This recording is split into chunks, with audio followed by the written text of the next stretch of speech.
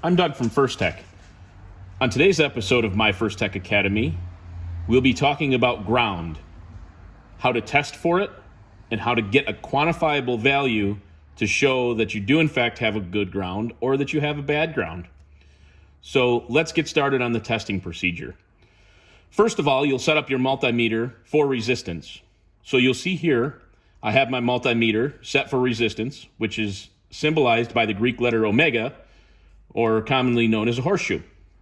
So once you've turned your meter on to that setting, you're going to take one probe of your meter, and it doesn't matter which one because you're metering for resistance, and you're going to attach it directly to the negative battery terminal in the vehicle. So I have this probe run directly to the battery to the negative terminal. This will give us a reference for ground in the vehicle. Your other probe now will be metering for resistance between that negative battery terminal and whatever location you're using in the vehicle. So the first thing we'll check is a chassis ground. So a chassis ground, I'm going to go to the factory location for ground in this kick panel. This happens to be a 2013 RAV4 push to start, but I'm just going to actually touch this probe to the factory grounding location to give you an idea of what the factory grounding location resistance looks like. So in this particular case, you're going to see you have a resistance of around 0.6 ohms, so less than 1 ohm of resistance. That's always a good thing. You want to shoot for a less than 1 ohm of resistance to the battery is a good ground. So the other thing that I want to test is the SLP connector. The ground location in these Toyota push-to-starts can also be achieved at the SLP connector on the opposite end from the 12-volt connection that's listed in the guide. So in this particular vehicle, it's a white-black wire at the SLP connector. I'm going to go ahead and touch my probe to that wire and meter that resistance to ground there. So you will see this also has actually less ground resistance back to the battery than the factory ground location.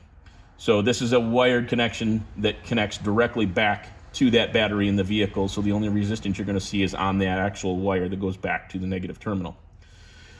So the next thing I want to show you is a practical application of how you would test for ground in a remote start situation where the remote start is already installed and you want to check the ground that the actual remote start brain is seeing from wherever location you grounded in the vehicle.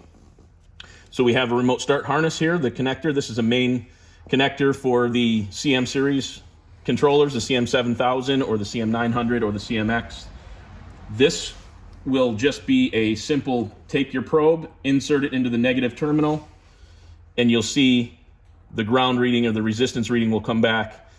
Again, 0.2 to 0.3 ohms. I have this grounded at that SLP location, so it should match that same resistance that you see at the SLP ground location. So that's very, very easy. The next thing I want to show you is what a bad ground looks like. So I found a bad ground in this vehicle, and I'm going to go ahead and touch that probe to the bad ground location, which you will see extra resistance on this circuit. You're going to see something to the effect of it'll bounce all over the place, and then once it settles in, you'll see here I've got almost 100 ohms of resistance back to ground, which is not a good ground. But this is a quantifiable way to show whether you have good or bad ground. Hopefully this helps. If you have any questions, feel free to reach out to us or place any comments on this video. Have a great day.